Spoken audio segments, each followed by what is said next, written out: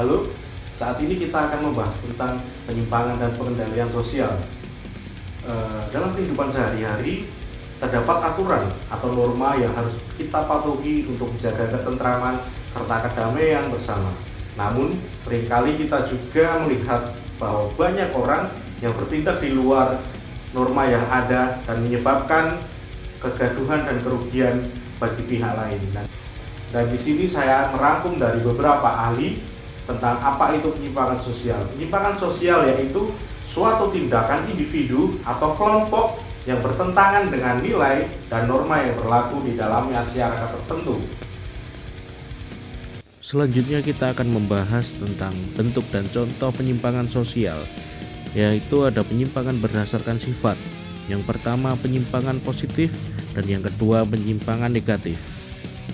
Contoh penyimpangan positif adalah emansipasi wanita. Jika dulu nilai dan norma dalam masyarakat adalah wanita tidak bisa memiliki pendidikan tinggi, tugas wanita hanya menikah dan melayani suami, namun sekarang norma tersebut sudah tidak diperhatikan karena adanya emansipasi wanita.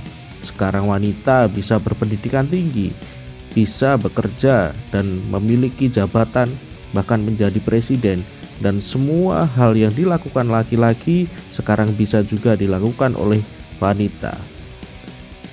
Dan contoh penyimpangan negatif adalah ketika seorang yang mengendarai motor dengan kondisi mabuk dan dengan sengaja menerobos lampu lalu lintas sehingga menyebabkan kecelakaan dengan orang lain.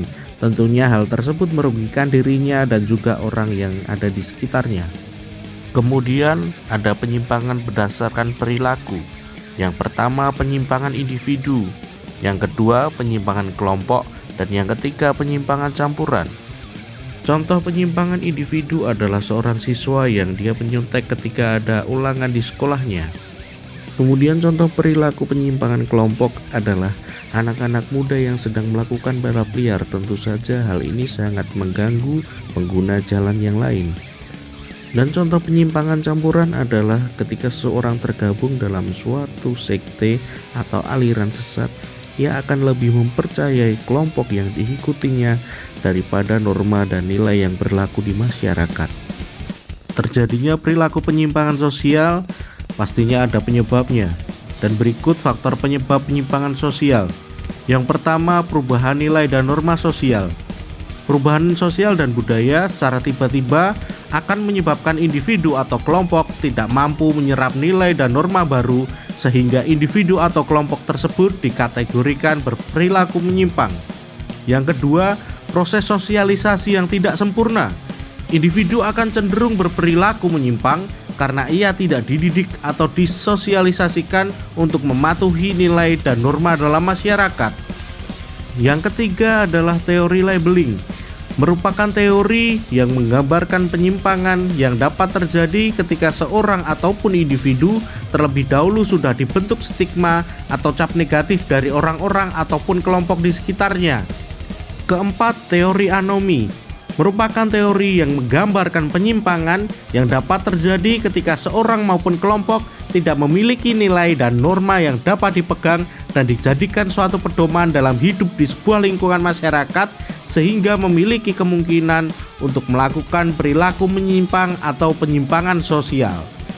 Yang kelima, teori difference association, merupakan teori yang menggambarkan penyimpangan yang dapat terjadi ketika seorang atau individu dapat dipengaruhi untuk melakukan perilaku penyimpangan jika terus-menerus berinteraksi dengan individu lain yang memiliki sifat menyimpang. Sekarang kita masuk ke dalam pengendalian sosial. Pengendalian sosial merupakan salah satu usaha dari individu atau masyarakat untuk mencegah terjadinya penyimpangan sosial. Dan sifat dari pengendalian sosial sendiri dibagi menjadi dua. Yang pertama, pengendalian sosial preventif adalah pengendalian yang dilakukan sebelum terjadi perilaku menyimpang.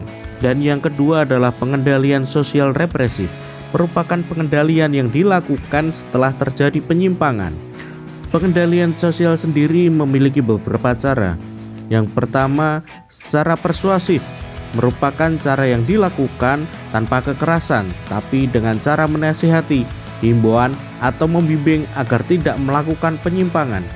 Yang kedua, secara koersif, adalah pengendalian sosial dengan cara paksaan atau kekerasan baik secara fisik ataupun psikis. Yang ketiga, cara sosialisasi merupakan pengendalian yang dilakukan dengan menciptakan kebiasaan-kebiasaan menanamkan nilai dan norma sejak dini. Yang keempat, dengan cara penekanan sosial. Cara ini dipakai masyarakat untuk mengendalikan tingkah laku anggotanya. Ini dilakukan agar masyarakat memiliki perilaku sama dengan masyarakat yang lain.